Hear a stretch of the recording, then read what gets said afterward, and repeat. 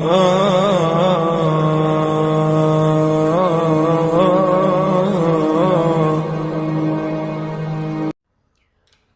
بالله من الشيطان الرجيم. بسم الله الرحمن الرحيم.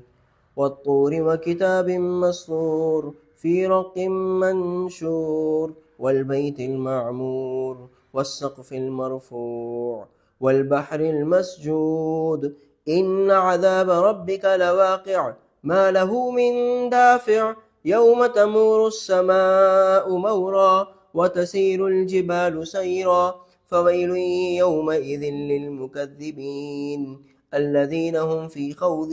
يلعبون يوم يدعون إلى نار جهنم دعا هذه النار التي كنتم بها تكذبون أفسحر هذا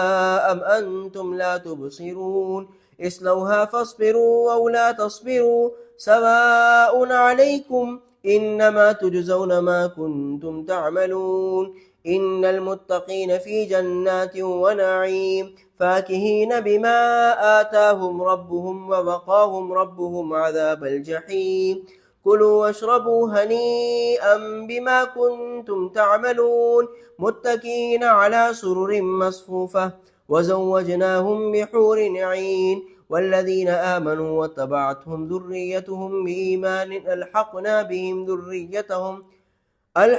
بهم ذريتهم وما ألتناهم من عملهم من شيء كل امرئ بما كسب رهين وأمددناهم بفاكهة ولحم مما يشتهون يتنازعون فيها كأسا لا لغو فيها ولا تأثيم ويطوف عليهم غلمان لهم كأنهم لؤلؤ مكنون وأقبل بعضهم على بعض يتساءلون قالوا إنا كنا قبل في أهلنا مشفقين فمن الله علينا ووقانا عذاب السموم إنا كنا من قبل ندعوه إنه هو البر الرحيم فذكر فما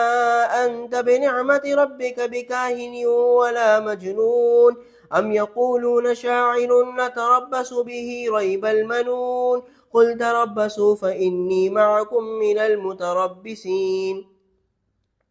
أم تأمرهم أحلامهم بهذا أم هم قوم طاغون أم يقولون تقوله بل لا يؤمنون فليأتوا بحديث مثله إن كانوا صادقين أم خلقوا من غير شيء أم هم الخالقون أم خلقوا السماوات والأرض بل لا يوقنون أم عندهم خزائن ربك أم هم المسيطرون أم لهم سلم يستمعون فيه فليأت مستمعهم بسلطان مبين أم له البنات ولكم البنون أم تسألهم أجرا فهم من مغرم مثقلون أم عندهم الغيب فهم يكتبون أم يريدون كيدا فالذين كفروا هم المكيدون أم لهم إله غير الله سبحان الله عما يشركون وإن يروا كسفا من السماء ساقطا يقولوا سحاب مركوم فذرهم حتى يلاقوا يومهم الذي فيه يصعقون